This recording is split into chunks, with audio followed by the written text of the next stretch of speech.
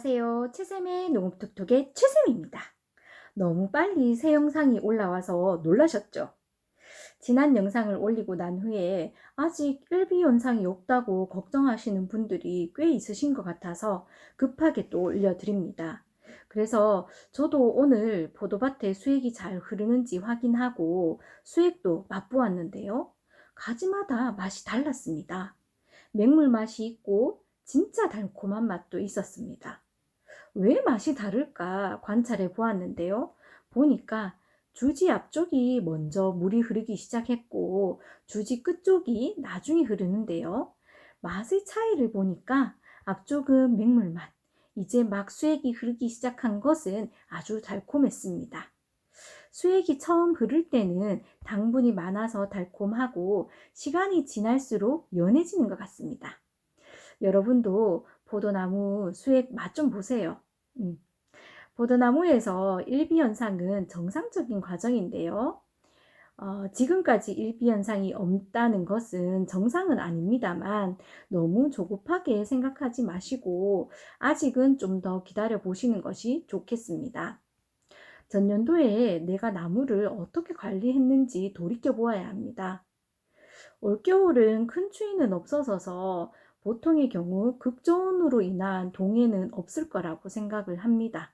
그러나 작년에 과다 착과한 경우나 너무 늦게까지 생장이 멈추지 않고 자란 경우 목질화가 늦어지고 수채 내에 탄수화물이 적을 경우에 동해 받기 쉽고 또 발화가 안 될 수가 있습니다. 발화기가 되어도 발화가 안 되거나 발화가 되어도 새 가지가 잘 자라지는 못하는 경우가 있는데 그럴 경우 휴면병이라고 합니다. 내한성은 2월달이 되면 휴면에서 깨고 내한성이 아주 약해지는데요. 이 시기에 이상 저온이 되면 저온 피해를 받을 수 있는데요. 올해 특별히 저희 지역은 이상 저온이 있지는 않았습니다. 다만 저희 지역은 작년 12월부터 지금까지 강수량이 전혀 잡히지 않을 정도로 건조합니다. 이럴 경우 가지가 수분을 잃게 되어서 내한성이 약해지기 때문에 심한 저온이 아니더라도 저온 피해는 받을 수가 있습니다. 오늘 날씨가 무지하게 좋았는데요. 지온을 측정해 보니까 18에서 20도 정도로 측정이 되었습니다. 생각보다 많이 높았습니다. 뿌리는 지온이 12도 정도부터 움직이기 시작하는데요. 아마 2월 말쯤부터 활동을 시작했을 것입니다. 여러분들 지금 물은 충분히 간수를 했을 텐데요.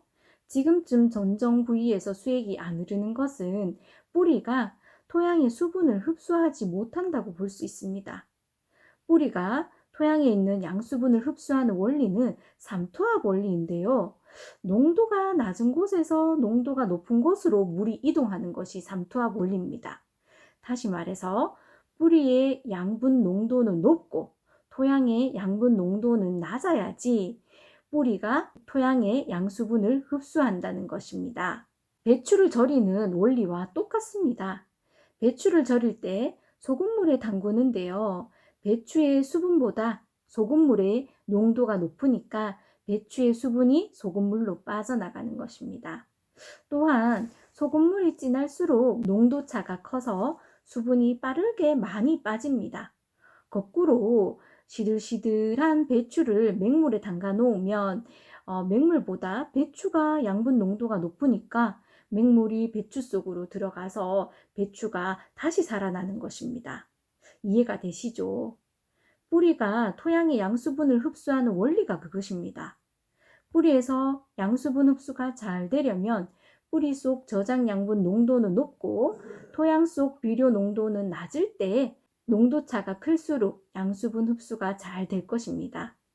그런데 작년에 늦게까지 신초가 자라는데 양분을 써서 저장 양분이 적거나 과다착가로 저장 양분이 적거나 조기 낙엽으로 저장 양분이 적은 경우나 또 뿌리의 양분 농도는 보통인데 토양 속에 비료분이 많아서 토양과 뿌리의 양분 농도의 차이가 적을수록 양수분을 흡수하기가 어렵게 되고 심지어 토양의 양분 농도가 뿌리보다 많게 되면 낮은 데서 높은 곳으로 수분이 이동하기 때문에 뿌리의 수분이 토양으로 빠져나가 버리게 됩니다.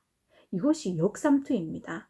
둘의 농도 차이가 적을수록 양수분 흡수는 잘 안 돼서 뿌리압이 안 차기 때문에 수액이 흐르는 시기가 늦어지게 되고, 심한 경우에는 아예 안 흐를 수도 있습니다. 아예 안 흐르는 경우는 발화도 되기 힘드니까 나무를 포기하시는 게 맞을 것 같고요.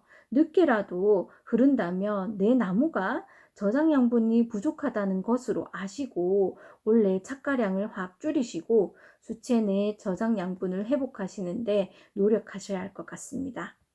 비료를 줄여야 하는 이유를 여기에서도 찾을 수 있습니다. 비료가 많으면 2차 생장으로 양분을 소비하기 때문에 저장 양분 축적이 불리하게 되고, 뿌리의 양분 농도는 적은데 토양의 비료 농도가 높으면 양수분을 흡수하는 데에도 원활하지가 않게 되는 것입니다. 그러면 내 나무가 저장 양분이 적다면 그것을 보상하기 위해서 비료를 많이 해야 됩니까? 아니면 줄여야 되겠습니까? 여러분들, 포도나무는 다른 작물에 비해서 비료 요구도가 높지 않은 작물입니다. 요즘 샤인머스켓을 재배하시면서 1년차 키울 때부터 비료 프로그램을 짜서 주기적으로 토양 시비, 간주 시비, 연면 시비를 하시는데요. 그 결과 노지 비가림에서도 비료가 쌓여서 전기 전도도, 즉 염 농도가 높은 집이 정말 많습니다. 전기 전도도가 높을수록 양수분 흡수는 원활하지 않습니다. 비료는 필요할 때는 큰 도움이 되는 것이 분명합니다. 그러나 내 밭의 상황이 어떤지 체크해 보시지 않고 짜여진 대로 주시는 것은 득보다는 실이 더 많지 않을까 싶습니다. 그 비료 때문에 오히려 생리장애가 발생이 되고, 그것도 해결하겠다고 또 영양제 찾는데 돈 쓰고 애쓰는 그런 악순환이 될 수가 있습니다. 전국 농업기술센터에서 토양 검정을 무료로 해드리고 있습니다. 비료를 하시기 전에 꼭 내밭 상태를 확인하시기 바랍니다. 무료라서 안 하시는 것 같아요. 비용이 좀 들면은 토양 검정이 더 인기가 있을지 모르겠습니다. 비료는 토양 검사를 하시고 필요한 만큼만 하셨으면 좋겠습니다.